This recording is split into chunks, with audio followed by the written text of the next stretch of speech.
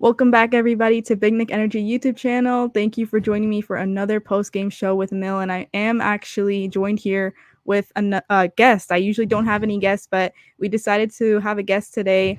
Welcome, Aaron. You are a Knicks fan, and can you talk a little about how you became a Knicks fan and also what you're currently doing your podcast? Yeah, so I've been a Knicks fan my whole life. I was born into it.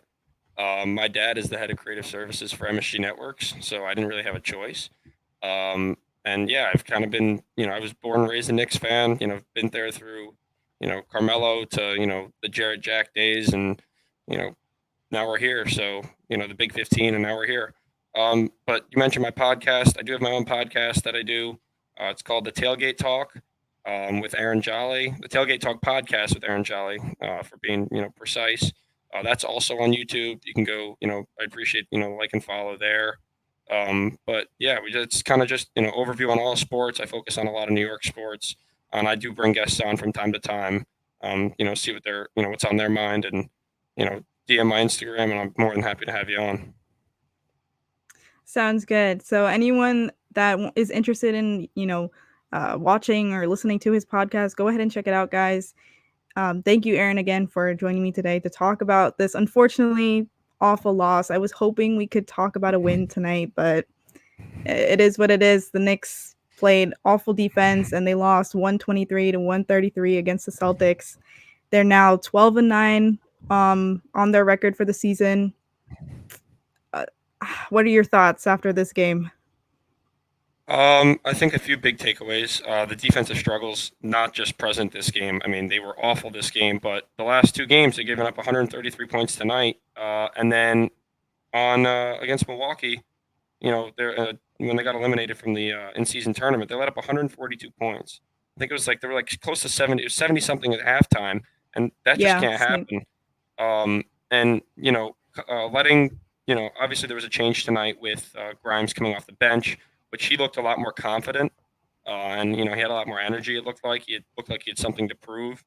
But letting Kristaps Porzingis score the first 8 points of the game, letting Derek White drop 30, like they're letting the players like Jaylen Brown got ejected at 7 minutes to go.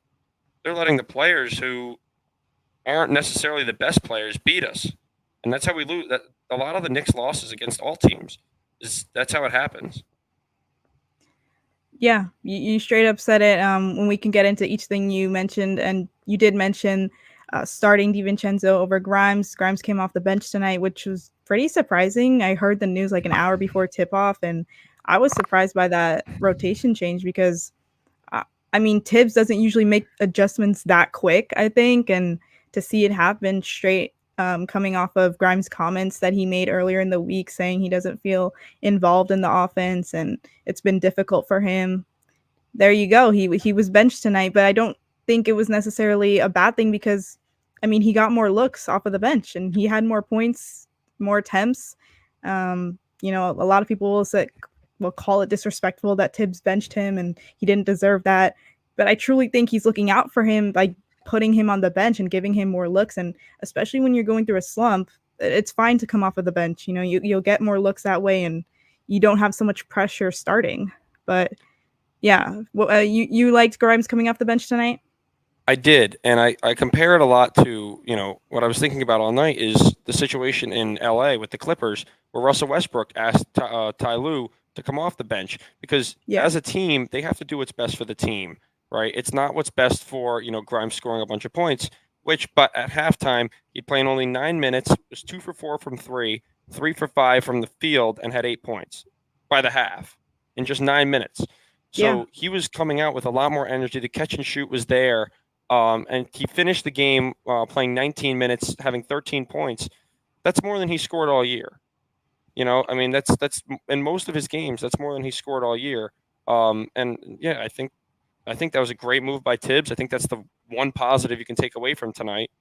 Um, it was tight through this at halftime, um, but they took it away in the third quarter. yeah. He This was the most we've seen him shoot in a long time, and the most threes. Uh, it was just crazy, seeing him take so many threes tonight. We haven't seen that in so long, and I'm happy he's finally pulling the trigger. He's not as hesitant, and I think coming off the bench, it relieves pressure for him definitely, and he feels more confident shooting it.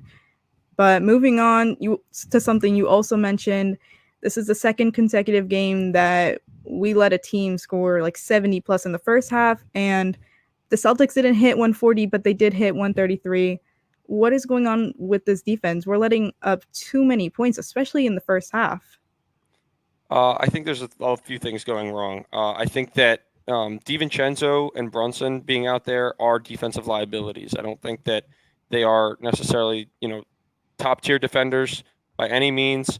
And I think that, Randall, especially, if we're looking at Julius Randall, I don't agree with like the way he plays defense sometimes.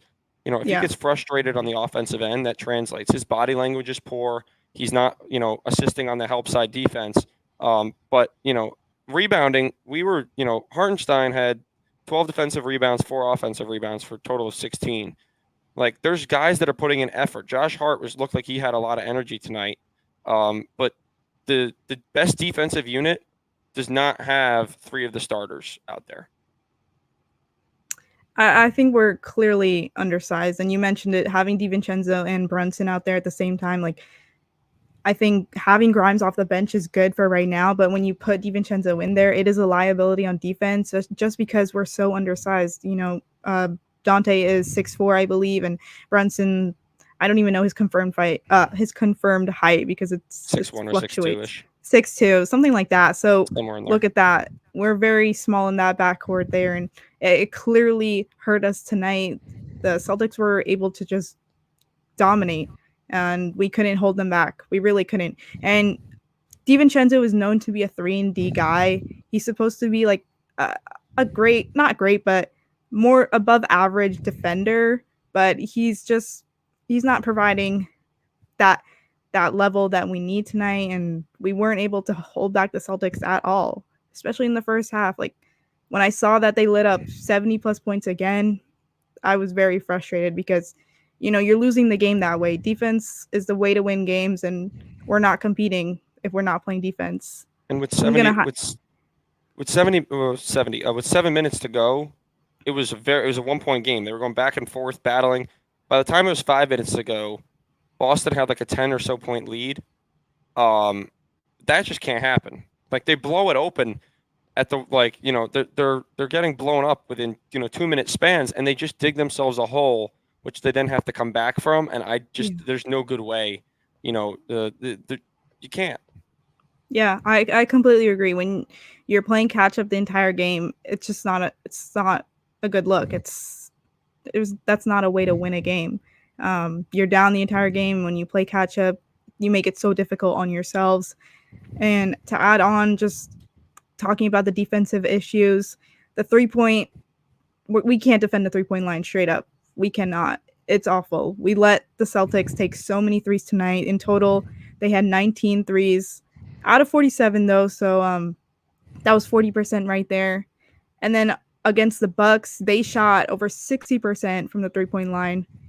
Our 3-point defense is awful. And what happened? We were literally supposed to be a defensive team. Starting off the season, we were pretty good with our defense. We were high up there in the ranks, known for our defensive efforts. But now it's just completely turned around. Now we can hardly defend the 3. It's really frustrating to watch. I don't even know how to fix this because the defensive effort is from everyone. It's not just singling one person out; it's everyone. Yeah, absolutely. I 100% agree. I mean, like I said, Derek White was the leading scorer tonight. He's not by any means their best player. He is probably their 4th best player, 5th best player. And some people might even put, Al Horford over him. So the fact that we're letting, I'm looking at the box score on my other screen. Derek White had 30 points. He made 6 threes. Right? Like that's 18 points off threes alone. Right? I mean, the defense, and like you mentioned at the beginning of the year, was phenomenal. They were pressuring the ball. They were getting steals. They were an exciting team to watch. They had energy, and they were applying pressure on the ball handlers. Now you don't see it at all. I mean, it's just not, with the second Jaylen Brown got ejected, we should have had it should have been a timeout. It should have been, Tibbs should have gotten them in the right mindset to say, we're going to be super aggressive. We're going to go at them and we're going to pressure their ball handlers because they are short their second best player. And they didn't. They, played very lax defense. There was a lot of miscommunications.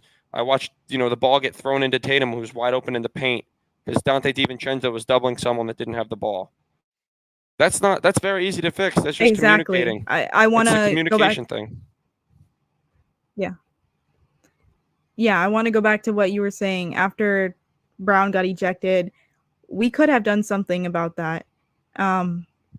Is my connection good? For some reason, it says my Wi-Fi is not that good right now.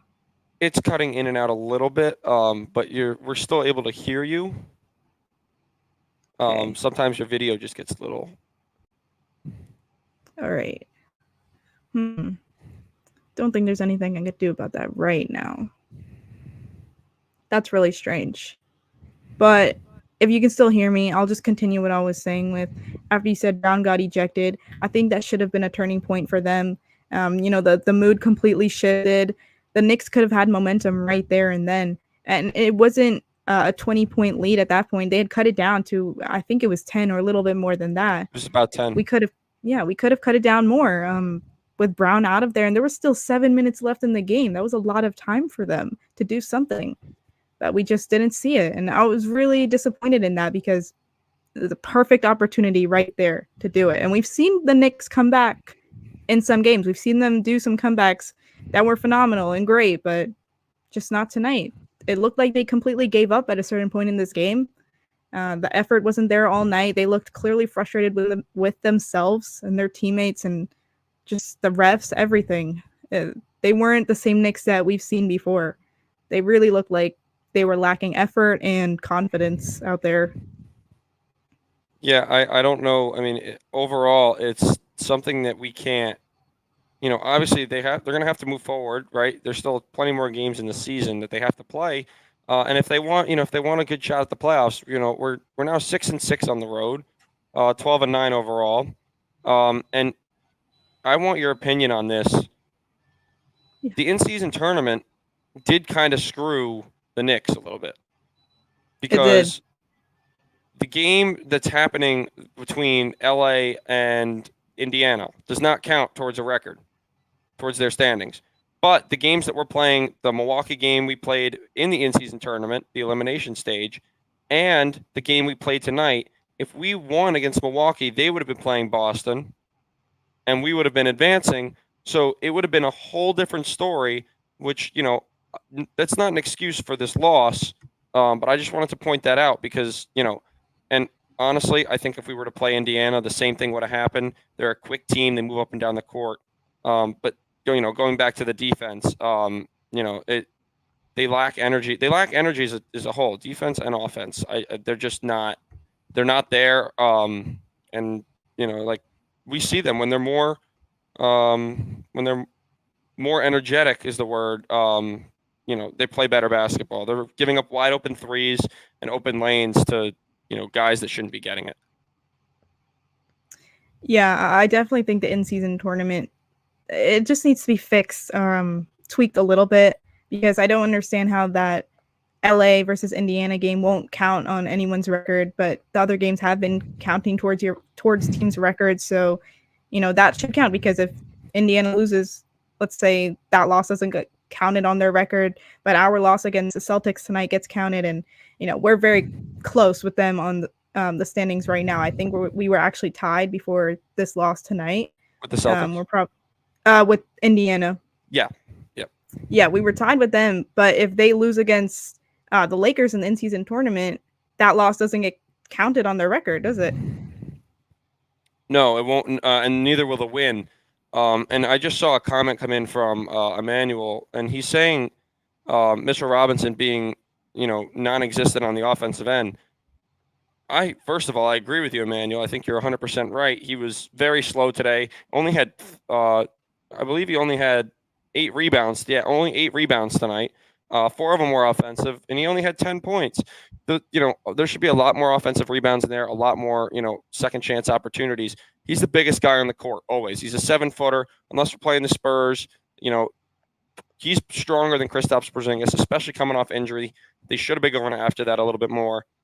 But to Emmanuel's point, no one was there on offense today. I mean, Barrett had a lousy, he had 23 points, not to discredit him, but DiVincenzo only had 6, and Randall had 20, and Brunson only 23. Like, the bottom line is they come out with energy, they win games. They don't, they lose. It's that simple. Completely agree. The energy was not there tonight from anyone, and we mentioned it before. When you're playing catch up the entire game, it really drains them. And look at how they were shooting in that fourth quarter. They were not. They were like Clyde said it himself that they were tired because they were hitting the rim and they just wait. They hit the rim. Their legs were tired and everything, and they just didn't have energy tonight. 100% agree. I think Clyde was tired watching them. Yeah, Clyde keeps it real most of the time, and I appreciate that as a commentator. But I wanted to mention something about Robinson. I saw a notification that he went to get an X-ray or something. I saw he was evaluated in the locker room. Yeah, so I was watching the game live.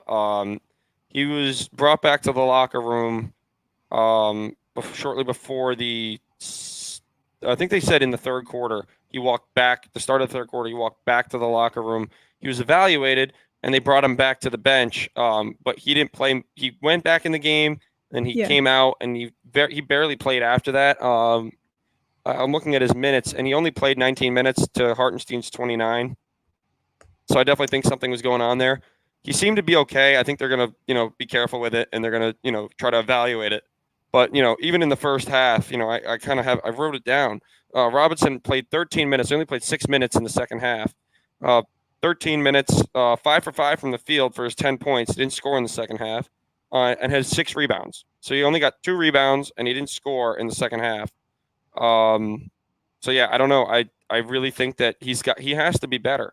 I mean, the game, he was playing really good basketball, and it's been proven. I've said it before. I've said it on my show. When the Knicks out rebound other teams, they beat them. Because if they're out rebounding other teams, they have energy. The whole team is, they're playing as a whole. They're boxing out. They're doing their job, and they out rebound, another team, the other team, and they win.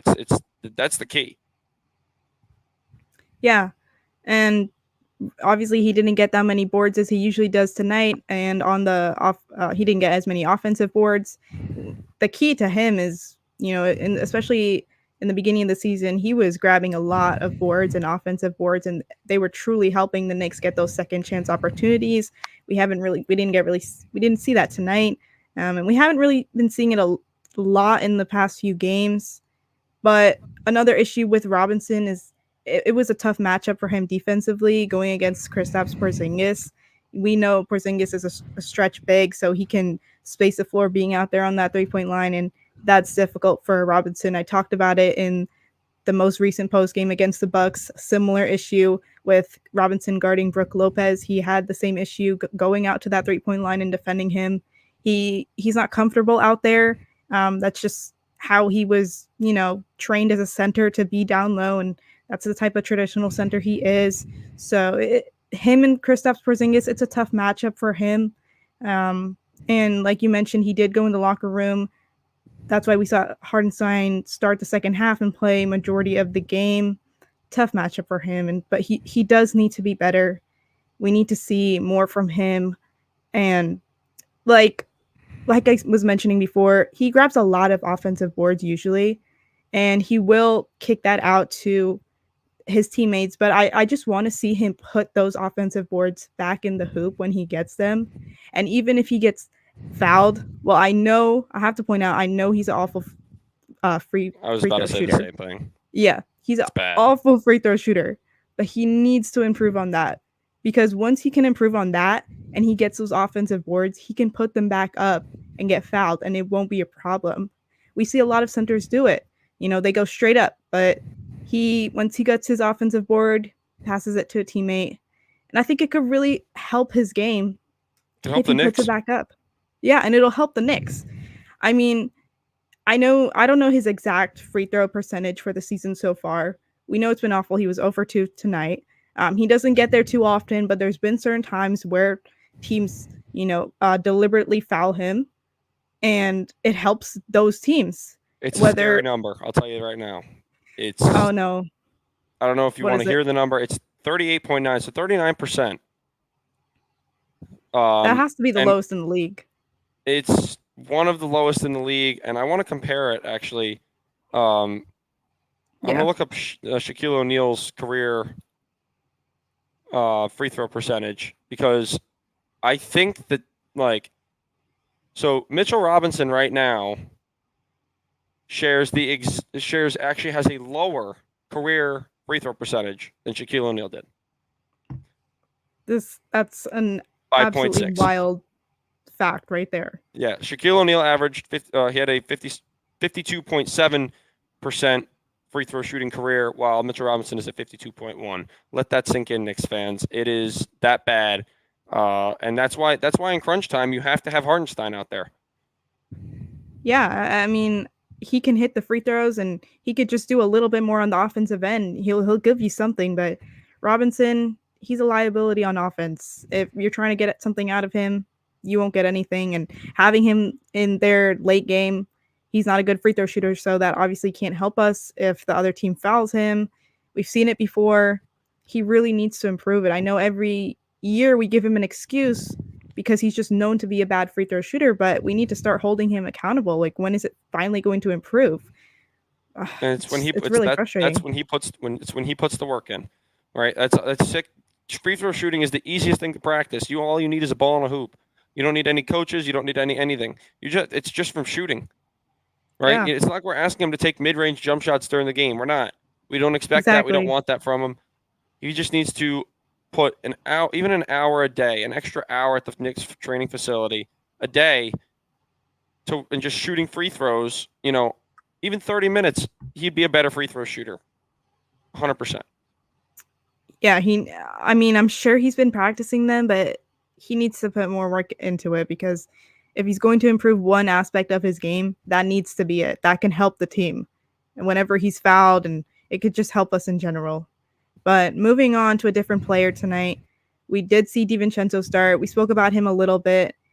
I was expecting a little bit of a better game from him just because he did get the start and I wanted him to go off, but only 6 points from him tonight in 22 minutes. He was 2 for 6 from the field, 2 for 5 from the 3 point line, 4 rebounds, 2 assists. A quiet game for him.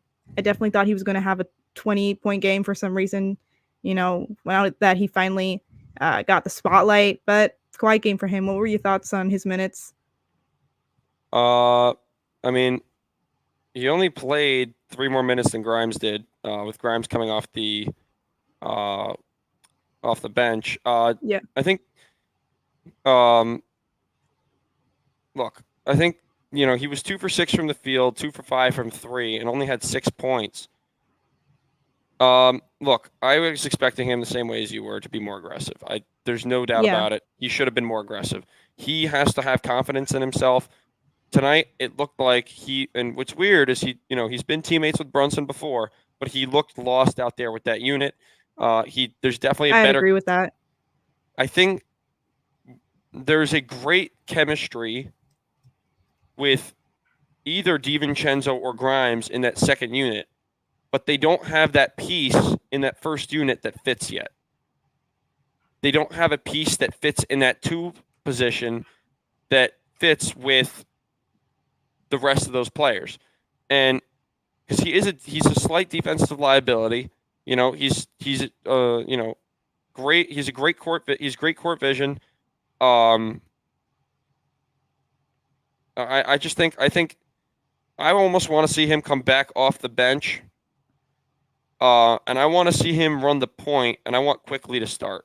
I want to see how that works. I want to see, because that would provide a spark with the first unit. I don't think they have that spark, even with DiVincenzo. He's never been, a go type of player. Um, I honestly think that I think that that's what he's got to they have to focus on is finding that piece that fits in the two spot. Um, I think quickly would be an energetic addition, and I'd be curious to see how that works. And I just want to point out real quick, you know, uh, Jay Sniper commented. He said that our schedule's not looking good, and our defense has to improve, which we touched on earlier before you got here. But he's right. We have a scary schedule coming up. Toronto, we have we should win that game. In theory, Toronto and Utah, but then we have Phoenix, the Clippers, the Lakers, and Brooklyn, and then 2 games against Milwaukee, and then Oklahoma City, Orlando, Indiana, and Minnesota. That's looking really tough. That is a very, very hard schedule. With those, I mean, other than Toronto and Utah, there's a world where we, realistically, if we play the same way we did tonight, that same energy, we lose the rest of those games. Yeah, 100%. The stretch we're heading into now is probably going to be the most difficult stretch of the season. Yep. And I can only hope that the Knicks learn from their mistakes in games like this, because we really need to improve on our defense, and just little adjustments there, because these are teams we should be beating. The Celtics, they are rivals in the Eastern Conference. We should be up there and at least putting up a fight, not losing how we did tonight, which was a really embarrassing way to lose. It's not looking too good for us. We don't have a good record against teams that are better than us, really. I mean, we've lost to the Celtics, we've lost to the Bucks, Phoenix, there's a few more, I believe, but it's not looking good. Minnesota, we've lost to Minnesota, Milwaukee, Cleveland yeah, once. We've even lost to New Orleans. And yeah. we've lost to Boston 3 times this year, and it's gotten exponentially larger every time we've played them. I know the first game of the season we played them, and it was a really close game. I Lost truly by believe 4. we could have won that game. And the second time we played them, I think I said it was we have the ability to beat them. We saw it from the first time we played them. But at this point, I don't even know what to say, because we just could not compete with them at all tonight. It's looking worse. Like you said, it's just changing dramatically from the first time we played them, the first game of the season, to now. We look like a different team, really. The effort is not there, the energy we mentioned earlier. The Knicks need to change up something quick. They need to improve their defense, hold a team meeting. I don't know. I know we're only on a 2-game losing streak right now. But realistically, looking at the games we're going to play in the next month, the next 30 days, the stretch we're heading into, I think it's important that they have a meeting, talk about what they need to do to fix what's going on right now. I know there's probably just a lot of tension in the locker room right now, with Grimes being benched and DiVincenzo starting. The chemistry might be a little off, and we don't know what's going on in there, but something needs to be fixed. Yeah, no, I agree, and I think going back to what I said, I think they need to focus on finding that right two spot. I know that there were talks of, they kind of died down a little bit, but Embiid might request to be traded if his team keeps if he can't succeed in Philadelphia. Donovan Mitchell wanted to be a Knick before going to I believe getting traded to Cleveland. Or signing with Cleveland. I forget whether he was traded or signed as a free agent. I apologize. Um, but yeah, and I like their offense, in my opinion, with the, uh, you know, everyone's always like, oh, offense, offense, offense. And I know we live in an era where the 3-point shot is such an important part of the game. However, with this team and what we've seen throughout the entire year, defense sparks the offense. When they're getting steals and fast break points, that sparks, when they have to set up the offense, Exactly. they run it so much better. Randall, his body language is always so much better when they are playing good defense. He doesn't get frustrated with his teammates, which also has to stop, but that's, for another time. I think like when they play as a team is when they're playing their best defense, because they're communicating, they're getting steals, they're getting fast break points, or at least opportunities, and they're getting more possessions. Yeah, I completely agree. Defense leads to offense. It's just one thing you learn about basketball, like one of the first things you learn, and kind of alludes to Emmanuel's comment here. He said, "You keep mentioning defense, but we're in an offensive era." And I agree with you. We are in an offensive era, but with the way the Knicks are playing defense, not just tonight, but how we played the past two games, we are not going to win any games. We let both teams score 70 plus points in the first half, and then the Bucks ended up with 142, I believe, and the 144. Celtics 144. The Celtics ended with 133. We what the first thing I was taught when I started playing basketball was defense wins games. You start with the defense, the offense will come after. It'll be easier to get your offensive going when you are playing defense. We're not playing any defense. It's a really vital part of basketball. We saw it against the Bucks. Randall scored 40 plus points. Brunson, I think, either had 30 or nearly 30. The offense was not an issue that game. Not necessarily an issue. It was completely the defense. You know, And yeah, you mentioned Brunson. I just see a comment from Jay Sniper here. Brunson apparently tweaked his ankle. I was watching the entire game. I did not see it. I hope, and he says, I hope it's not serious. I think every Knick fan hopes it's not serious. I didn't know it happened. I'm definitely going to be watching the injury report over the next couple days. To make sure that's not going to be a big issue. But going back to, I think Emmanuel's comment, you can score as many points as you want. We put up 65 in the first half. That's not a bad first half. We are scoring. The offense isn't the problem. We're actually playing offense relatively well. Yeah. Right? We are. But our defense is playing so much worse, it's hurting us. We can't put up that much offense to compare with the defense, even though our offense is actually going pretty well. 65 points in 1.5 is not anything to be ashamed of. But allowing 74, that is something to be ashamed of. And if you're looking at the box score, like no one necessarily had a bad offensive game. And that just kind of proves our point here that like Randall 7 for 15 from the field, Robinson 5 for 6, Brunson 8 for 17, RJ was 9 for 16. Like no one was struggling like seriously on the offensive end. It was on the defensive end that we just couldn't contain them at all. That led to them scoring so many points, so many 3-pointers, shooting 50 plus percent from the field. And when you can't contain one side, it really, attributes to the other side, our offense. But moving on to another comment. Jonathan said we can take those Burger King Nets. What do you think? We can take the Nets? Look, it depends on what team shows up that night, right? I think That's true. the Nets are definitely a beatable team, but they're not a team you could take lightly. They're 12-9. They have the same record we do. Miles Bridges is playing outstanding basketball right now. I mean, looking at their stats, I'm looking at Miles Bridges, Mikal Bridges, averaging 23.3 points per game.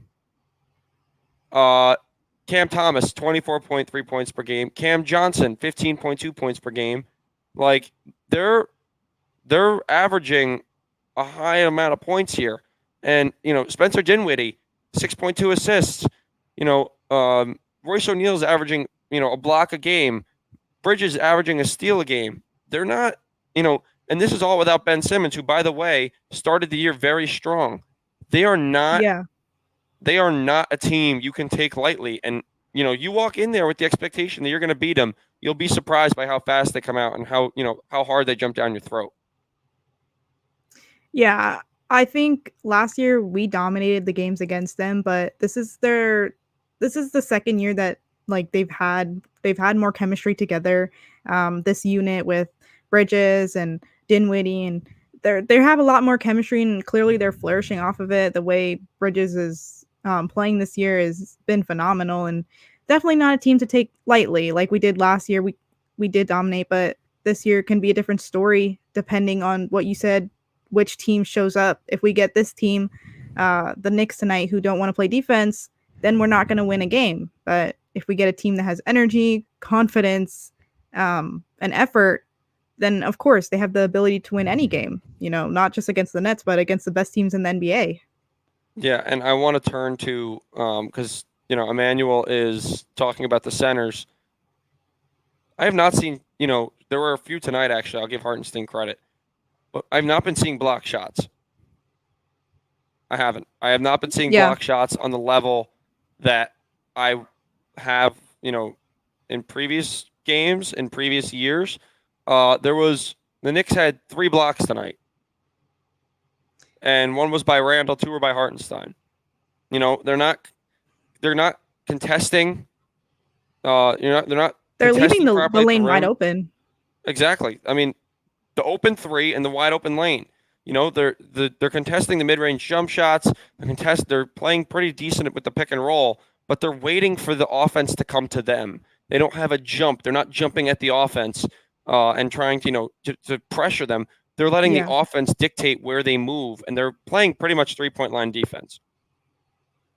Yeah, I definitely think our blocks have been down in recent games, and it's unfortunate because Robinson, I think in the beginning of the season was flourishing at that aspect, along with grabbing a lot of boards. He was grabbing a lot of blocks as well, and when he's able to protect the paint, it truly helps us. But games like this, I think it's when we play centers who stretch the floor, it's really hard for our centers to protect that paint because they have to go out there and defend Porzingis, who's putting up a really far 3-pointer, and then you leave the paint wide open. But we haven't seen a lot of block shots, and we need to Yeah, see and more of a it's all defensive effort. effort. Yeah, it's Yeah. all effort, like you said. And so that's why I bring up Embiid. I know people, they say they want Donovan Mitchell. I don't think he would fit. I Okay. know that we're looking for a 2 spot. We're trying to fill that spot where Grimes was. We're not really sure what's going on there. I get that. And Yeah. yes, he's a great player. He dropped 71 last year. He's a great player. I'm not discrediting Donovan Mitchell. He's awesome. But putting Embiid as a starting center and having Hartenstein and Robinson, or one of the two, come off the bench, right, for Embiid. Embiid's not going to get posted up by Kristaps Porzingis. Embiid is not only he's a great player, he's a leader. I think the most dangerous two-man, the most dangerous super team you can have is a guard and a big.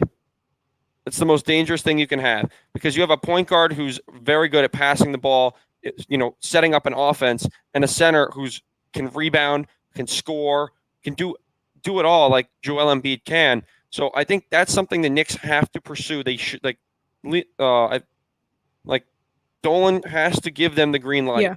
Has to give the GM the green light to go after them or to go after Embiid and just they need to go if he becomes available, they need to offer whatever they've got for him because I think he is the piece we need. Yeah, I agree with what you were saying with a guard and a big man being a very deadly combo right there. It's true. Just the way both positions can complement each other's games and work together. We obviously don't have that on the Knicks right now because, well, not necessarily because Robinson is our center, if you're alluding to a center position, and we know he doesn't contribute to the offense like that. But Embiid has been on the Knicks' radar, at least trade rumors wise. He's been on the radar for a few months. I would even say, going back to summer, a lot of people have been thinking about acquiring him in some way. And I think the Knicks fan base is really split on it, honestly. A lot of people don't want him for some reason because obviously he hasn't had much playoff success. So they base their argument really on that if he's how can he get us to the championship if he hasn't even been able to get there himself? So that's part of their argument. But, I agree with you. The way he's been playing this season, phenomenal. And I think what you alluded to just now, having a guard and a big, look at the way Tyler Maxey has been playing. I think it's really helping him as well. They're both flourishing off of that, and they're winning games. So look at the previous years, right? Look at his. Tyrese Maxey. Sorry, not Tyler. You said Tyrese, I'm pretty sure, but okay. In terms of Embiid, look at his previous years. Tyrese Maxey was not playing the basketball he was last year. Who was his point guard last year? James Harden isn't a James point guard. Harden. I don't want. He's not a point guard. He's a shooting guard. So he was in an uncomfortable position. Didn't have a true point guard. Who were his point guards when he was in the playoffs? Right? When Yeah. they lost to Toronto, who was the starting point guard? Who was it? That's what I'm saying. Neither of us could name it. Yeah, you're right. Right? You Like, need that position to be filled with someone that is actually going to help your game, and that Maxi's exactly. been doing And that. that's why exactly Maxi's been great and he's been being able to play his role more. There were times where you'd see Embiid bringing the ball up the court. Yeah. There's no need for that now. He has someone who can do that for him. He has options now. And I'm not saying he didn't have options. He had Harden, he had Jimmy Butler, he has Tobias Harris, he has Tyrese Maxey. But those players have developed, and Tyrese Maxey has been molded into a true point guard with Nick Nurse at the wheel. So props to him. Yeah, props to them. They're really flourishing after that Harden trade. They got the best out of it. They really did. The way they're playing now, and Maxey has really stepped up. Great for him to see him shine like that. The Clippers have not been winning the amount of games they should be, and the Sixers have. Yeah, they went on a losing streak after they got Harden. Yeah, I think they lost 4 straight. Yeah, something like that. We didn't talk about. We talked a little about Randall, but let's speak on him a little bit more tonight. I mean, he probably had his best game of the season against the Bucks, scoring wise, 40 plus. Great game for him. You really couldn't really blame that loss on him. But tonight, not his best game. 20 points in total, 7 for 15 from the field, 3 for 4 from the 3-point line. I like to see that. But he had 6 turnovers tonight, which is really unacceptable. And 5 of those turnovers came in the first half, and that just really set the tone for the rest of the game and for that first half alone. It's really unacceptable to be getting that many turnovers in a game. Do you want to speak more about how he played tonight? I was really upset with how he played tonight, honestly. I don't think, he did not do anything right tonight. I know he had 20 points, but he was walking into double teams and hanging onto the ball. That's the big thing. He was hanging onto the ball in the double team. He was not seeing the double team coming. He's not used to being double teamed, and that's where most of his turnovers came from. His body language was poor. He didn't have any hustle to him tonight. He was just lazy tonight, and I think that's the moral of all of the defense that we saw. They were lazy tonight, and that's it. That's all we can say. Like, as a team, but especially him, you can see it in his body language. He doesn't look like he wants to be there when they're losing. But when they're winning, he wants to be the focus, and he can't have it both ways. Yeah, I mean, just unacceptable effort. I don't mean to single him out because obviously he just had a great game and he did put up 20 tonight, but the effort from everyone, including him, it was not great. And the 6 turnovers, it needs to be better. We can't be having that many turnovers a game. Like, as our star player, you can't be contributing that many turnovers for us. And you said it, he dribbles right into double teams, and it takes him like more than 3 seconds to pass out of it. He needs to have better passes, faster passes. We've seen him do it before. Even the last game against the Bucks, his offensive game was so different. I know the defense was different tonight, but against the Bucks, I love his game where he just either dribbles once and then he takes his fadeaway shot. But tonight, I saw a lot of hesitation from him and just a lot of holding the ball too long because he would get doubled really quick and he would pass it out too slowly because he just wasn't able to handle it tonight. And you said it, his body language is not great when we're losing in the game. And unfortunately, that's just how he has been. Even last season, he's been this way for a long time. We hope it always gets better, but things don't change sometimes. And this is one thing that he definitely needs to improve on between his body language and his effort. You mentioned it in the beginning. His defense this season has not been it.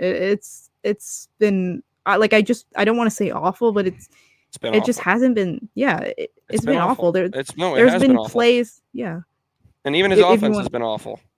I mean, like he's he had one good game against his first 6 games. I know he's coming off an ankle injury, but he averaged 13.1 points. Now he's playing better. I'll give him credit. He's scoring a lot more. He's helping his team win.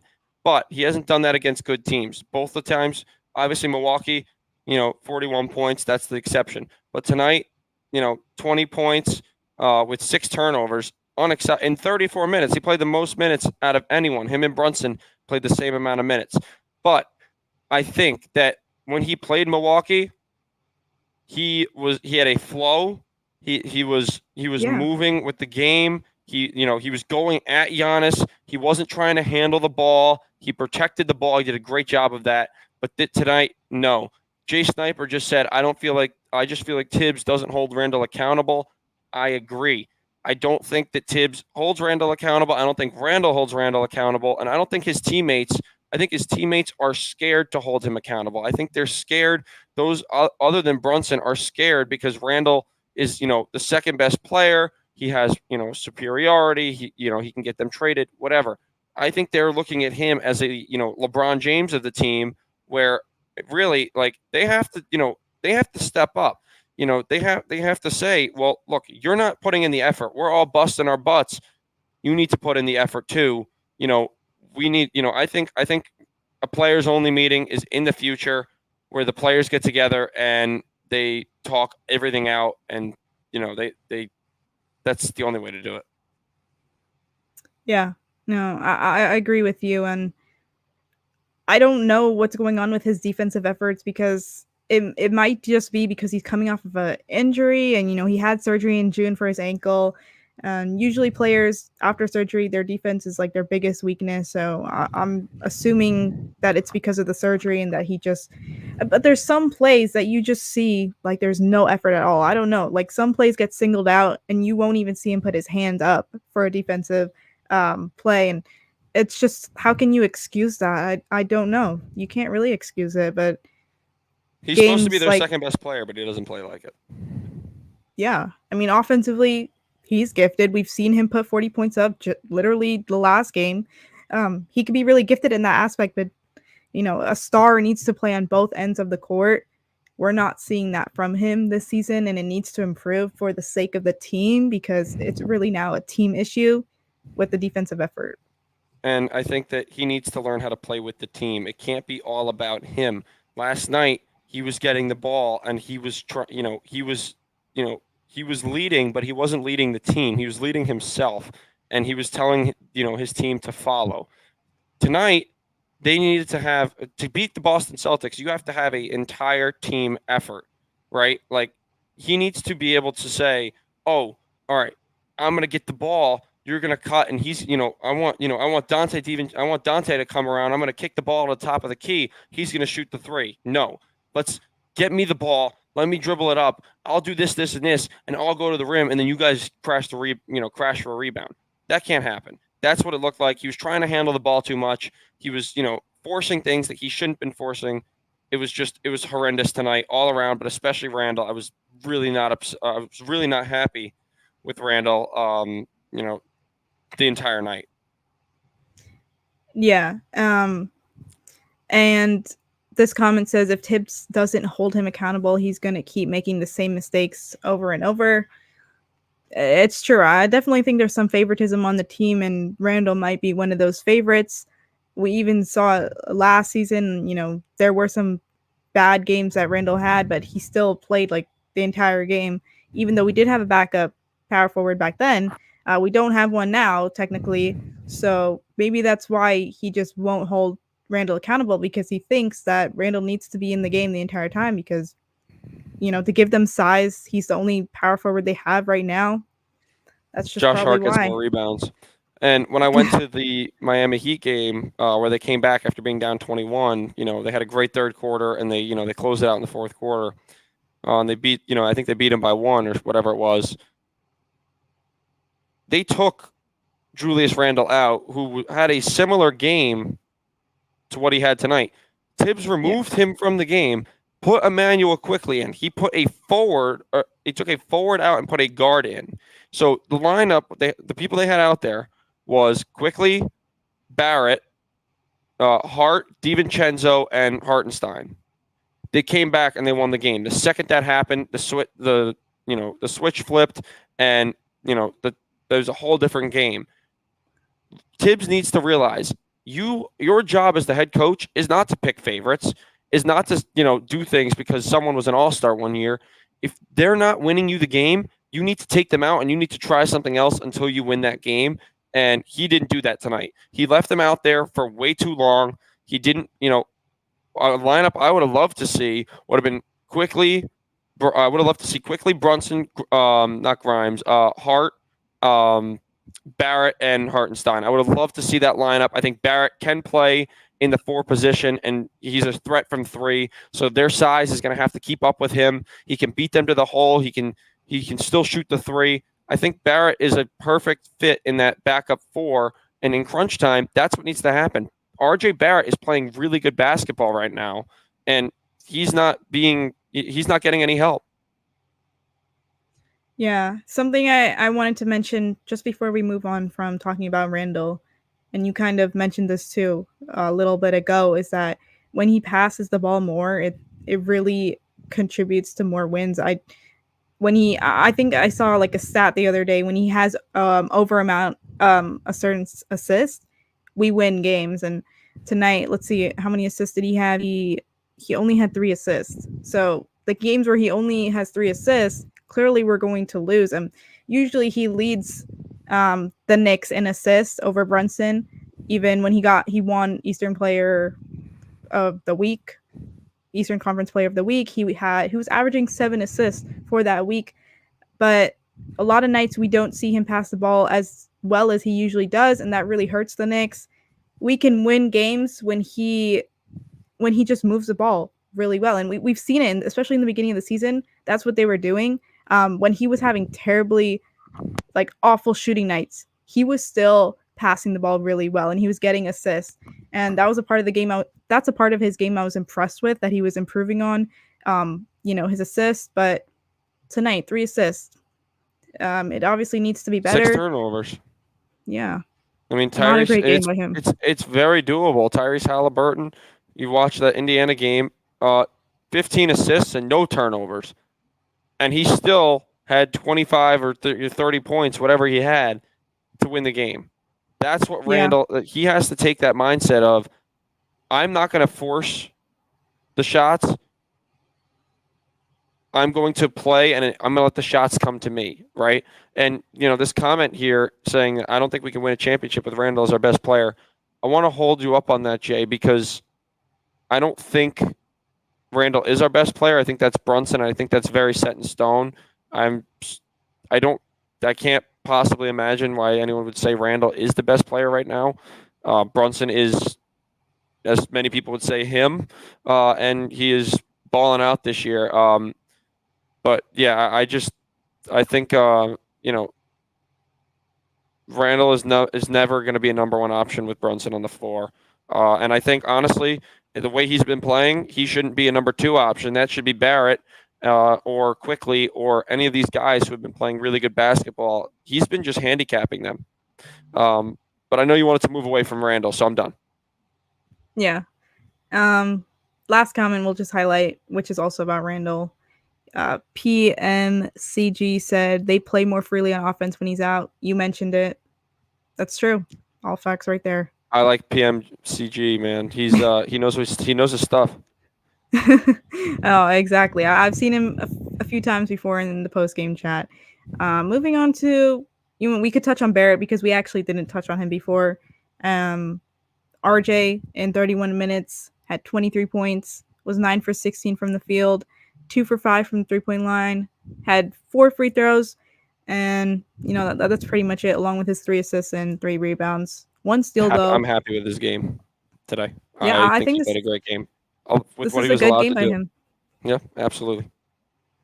I honestly wanted to see more from him, just like more touches, so he can shoot more because, he had it going. He was 9 for 16 from the field, not 2 for 5 from the 3.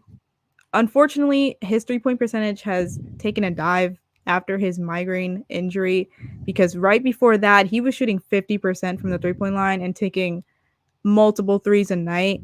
Ever since then, he did make 2 tonight, but ever since then, it has taken a dive and decreased. But still, good game by him. And something we didn't see tonight was he didn't get to the free throw line a lot tonight. Only, what was it? He had 4 here. Let's see. Yeah, he only went to the free throw line 4 times tonight. I don't remember which game it was, but recently we've seen him get to the free throw line more often, especially if he's struggling shooting from the field. I believe the other night he shot like 9 free throws, or he was 8 for 9, I believe. I have to look back on those game logs, but only 4 free throws from him tonight. He's usually a very aggressive player. We know that his specialty is driving to the basket. That's what he does best, and getting there. He's very shifty. Well, I wouldn't necessarily like say shifty, but he's very good at shifting his way to the basket. And what were your thoughts on Barrett? I mean, you obviously just said it was a good game, but anything else you wanted to add? He played a great game, but I think, when's the last time you saw RJ Barrett dunk that wasn't on a fast break?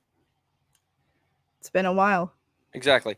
So my whole thing with RJ Barrett is I think he is so close. He's already good, but he's so close to being great. He just has to be able to make sure he's able to go right. He has to develop his right hand a little bit more. And I also want to see from him, I want to see going to the hoop, right? A lot of the times you'll see him go and he'll kind of go up. He doesn't go up towards the hoop. He goes straight up and he kind of does these little like left hand push shots, right?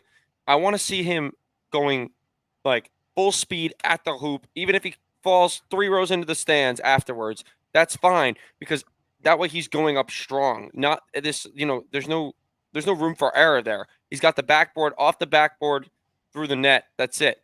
Right now, we're not seeing him go up as strong as I would like, and I think he'd get a lot more dunks. I think, Barrett dunking more would show his improvement, and you would see an improvement in his scoring, if he were to have the mindset, oh, I need to dunk a little bit more, that way he has no choice other than to go up strong. He's not afraid of contact, but overall, not going to complain with his performance tonight. Like Jay Sniper said, he's growing as a player, and I'm very happy with his performance tonight. Yeah, I'm happy with his offensive performance, but obviously I am going to hold everybody accountable for the defense tonight. We mentioned it all of the post game so far. The defense was awful, and I have to hold him accountable for that part too. Everyone there, just it wasn't great. Barrett, his defensive efforts last season, I think, were really disappointing. He wasn't the best defensive player, and the beginning of this season, like the first 10 games, he really improved. He was holding players to like really low stats. Like I don't even know, because I've seen so many graphics and stats about it. But he was holding players really well on the defensive end. Tonight was a different story, and it was on everyone, honestly. I'm not going to really single out someone. It was a group effort right there. Or I should say not a group effort, because there was no effort. It was a group effort in the poor defense. Yeah, I agree with you 100%. Yeah, I mean, we pretty much covered everyone in the starting lineup right there, their performances, their effort, and you talked about Hartenstein too, and he did play more minutes than Mitch tonight. He did pretty good, grabbing 16 rebounds in total. I think that's his season high this season. And we haven't really seen a Hartenstein game like this in a while, or maybe even we haven't seen it this year so far. Hartenstein was a big player for us last season. But yeah, 16 rebounds, 4 assists, 2 blocks, and only 5 points there. We definitely need more points from our centers. We said it before. It's gotta happen. See. Quickly Moving played on. well. I mean, I think I think I don't think we have to go too far into the bench either, because they played well. They play as a unit. That second squad always plays as a unit. They always play pretty well. But yeah, sorry I interrupted you. Go ahead. No, you're good. We don't even have to get into it too much. I mean, Josh Hart, he's kind of just doing cardio out there. 27 minutes, 6 points. I mean, I don't even know what to say about Josh Hart, because this is not a game. Honestly, yeah, this is not a game we can chalk up for anybody as being successful. There's no one's going to have a good stat line tonight. It's just not going to happen. Everyone has a flaw tonight. There's a terrible loss. They need to move past it. They need to get in the film room They need to see what they were doing wrong. Don't even look at the other teams. And honestly, I wouldn't care if they went out and just played street ball the next game. Didn't really care about running an offense. If they just focused on the defense and, boxing out and getting the rebounds and pushing the pace, and they played street ball, I would be totally okay with it. Yeah, this team, I think there's some nights where we look like we have no chemistry. Then there's some nights we look like we have the most chemistry ever. I mean, this is a team who's basically the same squad in year two. The only player we added in was DiVincenzo, and I know that can cause a rift, and it's a big adjustment, especially because he's in the starting lineup now. But for the I most don't think that's part, gonna this stand. yeah, I don't know. Yeah, let's go into that a little bit. You think he's going to start the next game, and this is like a permanent thing right now? He's going to start a couple more, but I think they're going to realize that he's not the right fit for that number 2 spot, and I think they're going to try to bring quickly up, and if that doesn't work, they're going to go back to Grimes. There's not anyone else that they can put there. Josh Hart doesn't really fit there. He's a forward. He's not a guard. They need to put a guard in there. They only have a few to pick from. Obviously, they're not going to go to McBride. That's too far down the bench. So I think they're definitely going to. My guess is they're going to end up back with Grimes. I don't think we have the right piece for that. Yeah, and like you said, I'm really curious if they do bring up Emmanuel quickly to start because we haven't really seen it this season so far. I don't think he's started a game, has he? Not this year. There was once a time where both Grimes and RJ were out, and it was crazy to me that Quickly was not starting that game. I think Well, we had that's back when Dante. we also had he started quickly never started in the past because we would have Derrick Rose. When we had Derrick Rose would take a lot of those starts also. Yeah. He would come off the bench with quickly, but he would be the one that would come up and start. Yeah, but as you said, I really want to see him start just because it's something we haven't seen this season. So I'm curious how it would really affect the Knicks, if it would impact them in a positive manner or not. I think the Knicks are honestly in experimenting mode right now, putting DiVincenzo in the starting lineup tonight. If they do it with Quickly, I'm curious how it'll work because obviously we've seen Quickly work with the starting lineup before. Not usually, but he sometimes closes out the game with them, and that works. But to see him start with them, I would definitely like to see it this season. And I think they can get off to a much stronger start. Yeah, I mean he's very capable of contributing to the offensive production. We know he's a skilled scorer. I mean, the only thing that fans might be concerned about is the defense, which I understand. Quickly is a smaller guard too, and he could be a liability similar to DiVincenzo in there. That might be a concern right there. Defense, I think he's much more solid defender than DiVincenzo is and than Grimes. I think Grimes is a little bit more built, so I understand that. But I think Quickly has more energy and he's quicker on his feet than both those guys. Yeah. I really hope the Knicks do put him in the starting lineup this season, and even soon, just to figure out our problems because we clearly do have problems on this team. And there's multiple things going on right now between the defense and the missing pieces we have, between our sizing and obviously we're looking for a shooting guard that can provide what we want, and it could be Quickly, but then it leaves that bench wide open because the whole debate is that people don't want him in that starting lineup because he leads the bench and he's the spark off the bench. So what would happen to the bench if he's not there? You're gonna have DiVincenzo at the 1. You're gonna have Grimes at And the he 2. could play the 1. He's done it DiVincenzo's a point before. guard. Yeah, Yeah. he's done it. He did it in Milwaukee. DiVincenzo's the 1, Grimes at the 2, Hart at the 3. Then you're gonna have a little bit of struggle Yeah. at the 4, but that's what we've been having all year. You're gonna have to give Barrett extra run with that unit, Randall extra run with that unit, and then Isaiah Hartenstein can come in there and wrap it up. Also, I wouldn't be opposed to seeing Sims get in there a little bit at the 4. I think he's capable of it. He's not he's not too big. He's a bigger guy, but I still think he could. You could go. And I know Jay's saying the bench won't be the same. Also, I think if Quickly starts, there still will be enough with that bench unit to. And look, Quickly's young. There was one game last year he played like a stupid amount of minutes, like he played like 40 minutes. He can do that. On nights where we need him to, he can do that. He can play 40 minutes of basketball at a very high level. So I don't think, I would like to experiment with it. I don't, maybe you're right, Jay. Maybe you're right. I don't know. I want to see what goes on. I want to see how it works for a few games. I want them to do it, maybe when they, maybe try it against the Lakers and the Nets, so that way you're getting it against the better, or maybe against the Nets and the Bucks. So you're getting it, a medium team and a really high level team. I don't know. Maybe that's what you do. Maybe just do it one game, see how it goes. I think Tibbs needs to play around with that lineup until he finds something that is going to work. There's a combination to it. We just don't know it yet. And yeah, it's that simple. Completely agree. We need to figure out what works because clearly Grimes is going through a slump. Oh, I mean, he was better tonight, but he was going through a slump, and that was hurting the Knicks in that starting lineup, that starting unit. It was tremendously hurting them. And having DiVincenzo tonight, they're really experimenting, and we need to see what works. Like, we don't know. As fans, we don't know what will work, if having Quickly start will work or not, but I would like to see it because we haven't seen it yet this season so far. But looking at a few more comments, let's see.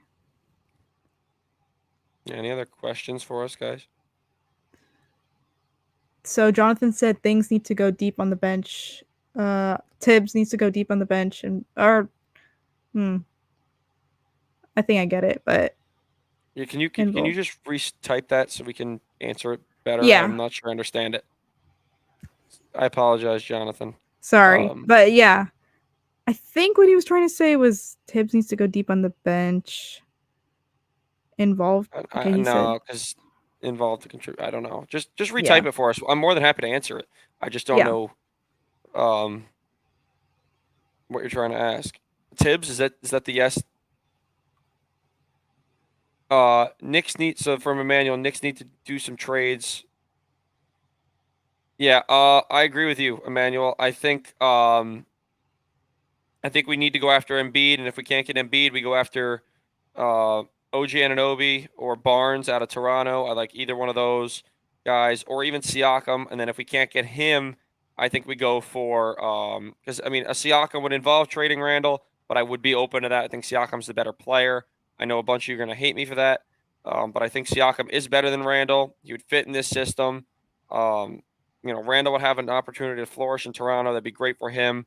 But I also think, Embiid has to be our number one target if made available.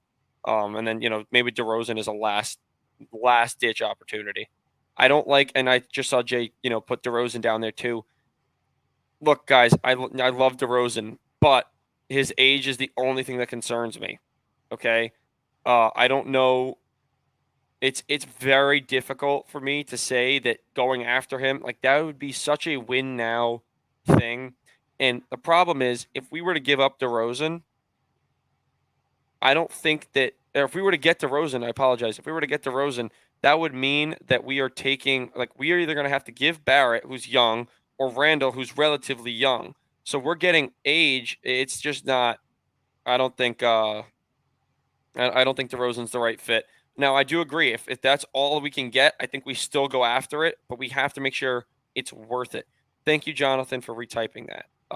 Tibbs needs to go deep to the bench. Tibbs needs to go deep to the bench, go get more players involved and contribute more. Yes, absolutely. I think once they figure out that starting shooting guard spot, I think that is going to definitely contribute to, how he uses his bench, and I think the rotations will change. I think you're going to see some guys entering and exiting at different times. I don't think that right now, I think that once we figure out that 2 spot and we solidify who's on the bench, it's going to be so much easier for Tibbs to go ahead and do that. And I think you will see, I think you will see Tibbs go to the bench more and get more players involved. Jay Sniper, you were questioning about Levine. I'm going to also say no to this one. And here's my reason why. Zach LaVine, actually, let me rephrase this. The Bulls are playing better basketball without Zach LaVine. Okay, and he's going to be coming off an injury. Okay, he's out for 3 to 4 more weeks 3 to 4 weeks, I think. With that right foot, with his foot injury that he has going on. So LaVine, I don't see a way that Zach LaVine's play style. He needs the ball. He's not, sure he can dunk and alley oops, whatever, but to fit in with Jalen Brunson's play style, I don't think he would fit properly. I don't see it. I don't see it happening. I just don't see the fit. Like, don't get me wrong, he's a great player, and age is definitely a thing there. I would definitely go for him over DeMar DeRozan. I think that is a great idea. He is younger. He is going to be able to grow, but I don't see a way where we can do that and make that work with Jalen Brunson, because this team needs to build around Brunson. He runs this team. He's the floor general. Emmanuel left a comment and said, the Knicks also need to pay quickly because there are teams that will give him the bag that he wants. I agree with you. I think a lot of the teams that are in rebuild mode would totally jump on him, Emmanuel. I think you're 100% right about that. I think that they're not going to – the Knicks have to be careful, though, because we did get ourselves in a situation where we overpaid Fournier. We overpaid Kemba Walker when we signed him, right? So we have to make sure we are careful. We paid RJ Barrett a lot of money, and I'm not saying it's a bad thing, but we just have to be careful with who we're paying and how much. And that goes for anybody. But yes, you're definitely right. If we don't re-sign him, he will get whatever he wants. I think the first two teams that will go after him, and I'm going to be as blunt as I can about this, the Houston Rockets and the Memphis Grizzlies. First two teams that will go for him. Quickly loves Derrick Rose, would definitely go back to Memphis and reunite with Derrick Rose. Was a big mentor for him in New York, grew him as a player, and then be able to play alongside John Morant and Jaren Jackson Jr. I mean, you got to think that that's a spot that he would want to go in, a spot that would definitely offer him a roster spot. And then the Houston Rockets. The Houston Rockets, I think, are another spot because another team that he could end up in. I'm saying the word spot a lot. I apologize. They're in rebuild mode. They are a very average team right now. They can beat good teams. They can lose to good teams. They're missing a few pieces, but they're very young. They're going to be building around Segun. They have Dylan Brooks. They have Fred VanVleet. They have a few pieces, and maybe not next year, but the year after, the Rockets might be a scary team to play. And I'm trying to keep up with the comments. Should go get Lauri Markkanen. I don't know how I feel about that. At this point in time, I do think, as much as I want him traded, I do think Randall is the better player. Lauri Markkanen would not fit in with this offense. He's more of a center forward, in my opinion, than he is a power forward. I think that if they're going to go after someone big, it should be a center. I think because Randall, I feel like if we were to get a center and didn't have to give up Randall, we could, even if we had to give him up, but if we didn't have to give him up, he would, Embiid would be able to, kind of show him that he is now the third guy. I don't think Markkanen is a fit with this offense or this defense. He's not great on the defensive side of the ball. But I appreciate the comment. And Emmanuel makes a good point. He can shoot the three. But I would be curious if someone wants to look it up. The 3-point percentage for Julius Randle and Lauri Markkanen for their career. I'd be very curious to see that. And then one more down from that is Jay Sniper's comment of Jordan Clarkson. Now, are we in need of a guard? No, not right now. However, this is something I would be very interested to see next year. Let me tell you why. If we don't re-sign quickly, right, if he wants too much money and we can't pay him, yes, he will get signed somewhere else. then Jordan Clarkson becomes someone we will go after. We have pieces to go after him, right? The Jazz are in a rebuild.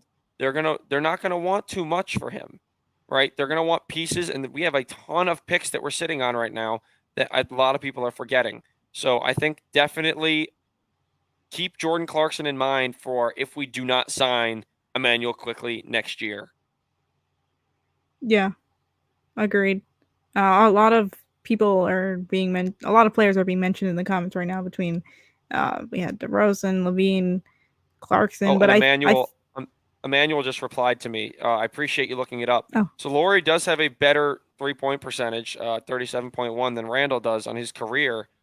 So I take back what I say about that. He is a better 3-point shooter. But as an overall player, I don't know. Like I know. Trust me, he's great, and I think he he fits into if I feel like I brought up the Grizzlies, but I feel like he would fit into Golden State's scheme. If Draymond wasn't there, they would fit. He would fit into. You know, he'd be a guy that the Lakers could go out and get to come off the bench, or that the Clippers could go out and get to come off the bench. He's a very high level bench player or a above average, slightly above average starter. I don't think he's all that special yet. That's just kind of where I'm at right now. I know a lot of people disagree, but I just don't think that he's that guy yet. yeah, I haven't really seen anyone talk about Laurie Markkinen possibly like in trade rumors for the Knicks That's also since a thing. probably I don't know if he's available. I don't think he's ever going to be oh available. I don't think the Jazz are going to offer him up. I think they're going to yeah, try to build around him. He's a great that's player for true. them. That's another thing. Like we don't know if the Jazz would even trade him, Same thing with especially Clarkson for next year. yeah. I think you put it best earlier when you said that the guard and the big combo would be the best thing for us. We have our guard, we have Jalen Brunson, who we should really just get help for because it's clear Brunson is going to lead this team. We've seen him do it in the playoffs for us against the Cavs, against the Miami Heat, and the argument after the playoffs was to get him help because he was the only one contributing and playing. And I think pairing a big with him, a very skilled big that could obviously play both ends of the court, offense and defense, could lead us to being a championship contending team. And you mentioned it, Joel Embiid, he's been great this season. I don't know if we'd be able to trade for him just because of how well they're doing, and he's playing great, and the whole situation there. I don't even know if they would do that, honestly. And I'm looking at Emmanuel's comment now. It's hard to trade Randall without picks because he's viewed as a player that can't impact the game when he was having a bad shooting night. And Jay, I will get to you in just a second. Yes, you're 100% right. Anything with Randall is either going to have to include a Fournier, a Grimes, or someone like that, or picks. You're 100% right. Randall's body language is just not there. His effort isn't there when he's not shooting the ball well. That's just how it is. You're 100% right. And I'm going to Jay because he has said something now that I have never seen a Knicks fan say before, and I've never really thought about since the draft. Zion Williamson. How do we feel about going after him? Well, the Pelicans released another statement recently that say that they are concerned with his diet again, Yeah, and I that he saw needs that. to improve it. So I'm not sure if I like because he's very injury prone. He's not confident. I don't. And if you look at the game last night, and Emmanuel just said this too. If you look at the game last night against the Lakers, he looked shook. I just don't. I would not take Zion right now. I don't think he's not the guy we need at the moment. He's just Yeah. not. He's not the right fit. And I know he'd be playing along Barrett, and it'd be a reunion. I don't see it happening. I don't see a way that we would ever go after him. I don't see a way that Tibbs would want him. And I would not. I wouldn't go there. Yeah, and he's injury prone. He obviously Absolutely. hasn't played a lot last season or even ever since he has been in the NBA. There's just been a lot of problems surrounding him, between his diet and personal things. And I just don't know how he would handle New York, how he would handle being on the Knicks. And he also is It wouldn't go a well. smaller, he's a smaller forward. He's 6'6", and he only averages like 5.6 rebounds. So, Randall, I think last season he averaged over 10 or exactly 10. 5 rebounds, not that great. And Jay, yes, you're right. He does not like New Orleans. Sorry, my pen just fell on the floor. No, he doesn't. I know he wanted to be a Knick, and unfortunately, okay, That's PMG, hilarious. CG. That is, I respect. Yeah.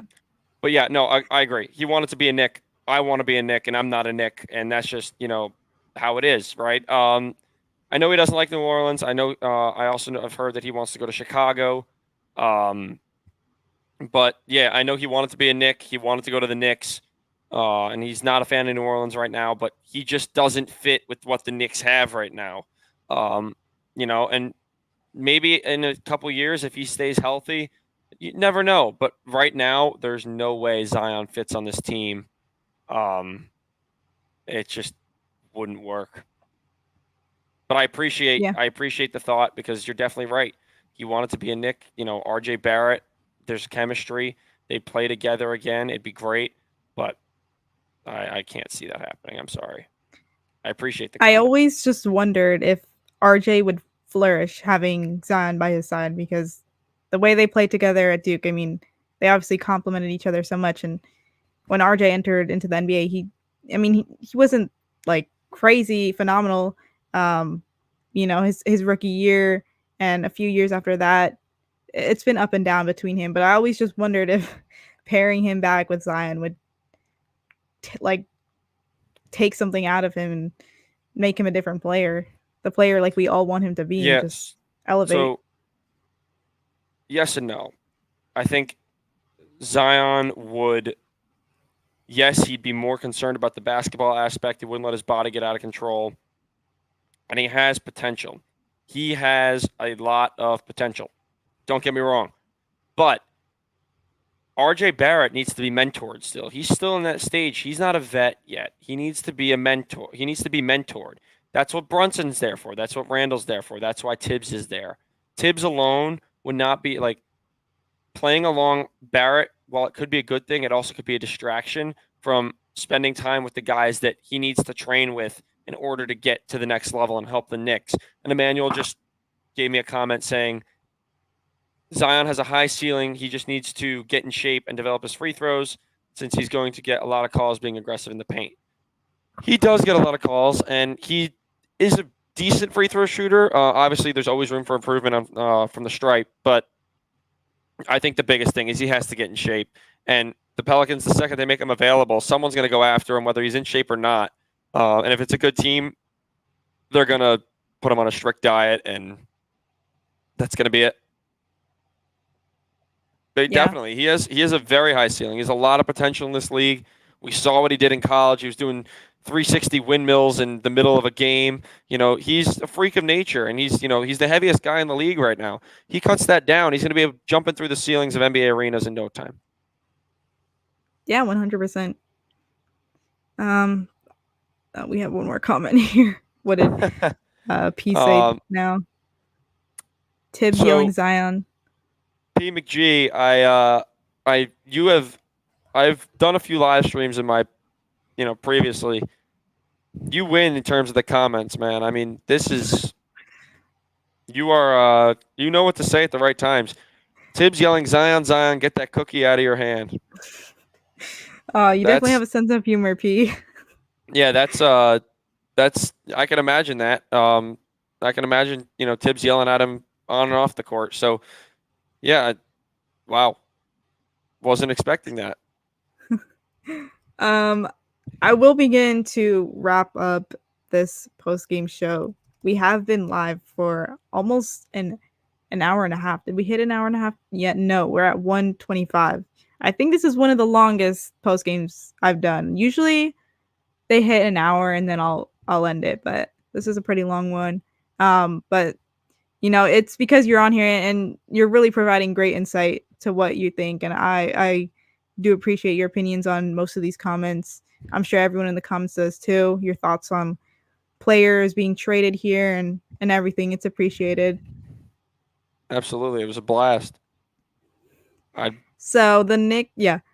I don't know. I was just going to say, I'd love to come back on again if you guys would welcome me back. And, I'd be more than happy to have you guys on my show, and talk about the Knicks and, a few other things on my show. So, I think this is definitely a good collaboration. I'd be more than happy to come back. Of course. The next Knicks game is against the Raptors on Monday. It's December 11th. It's at 7:30 p.m. and this one is at home. So the Knicks are going back to MSG. And for anyone that is going to the game, good luck, because the Knicks need the support. They need the support after having a bad game like this tonight with the defensive effort. If you're going to the game, go out, support the guys. Maybe it'll get them motivated. But I really appreciate everyone that commented, that watched. If you're watching on the replay, I appreciate that too. Even the guys in here right now. Yeah. If I can, I think Jonathan asked me, and he wasn't there in the beginning when we started. The name of my podcast is the Tailgate Talk Podcast with Aaron Jolly. That's Jolly with one L, Joly. But yeah, you can search that up on YouTube. The little image is a picture of me swinging a golf club. That's what I do best. Before talking, I'm a good talker. But yeah, I'd appreciate, if you guys give me a follow or subscribe and likes, on the podcast, that'd be great. I do one a week. And anyone who DMs me, I pretty much let them come on the show at some point. So I'm sure the two of us will be doing a show soon, and whatever it is. So sorry, I'm done. No, you're good. You're good. I hope who was it that asked? Jonathan. I hope you got all of that right there, and you could find his podcast wherever you look it up on YouTube.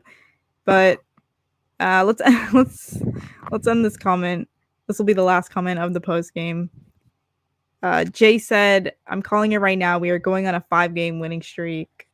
Oh boy, that's a lot of confidence right there. Jay.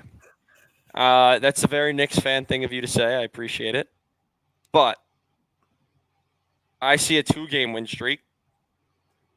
And I wouldn't say we're winning the next 5, but I think we win 3 out of the next 5. I'll give you that. I think we pull out a win against either Phoenix or one of the LA teams. I think we will win one of those games, but we will lose the other 2, and we will beat Toronto and beat Utah. So yeah, we're gonna win 3 out of our next 5. But let's be realistic and let's not go crazy.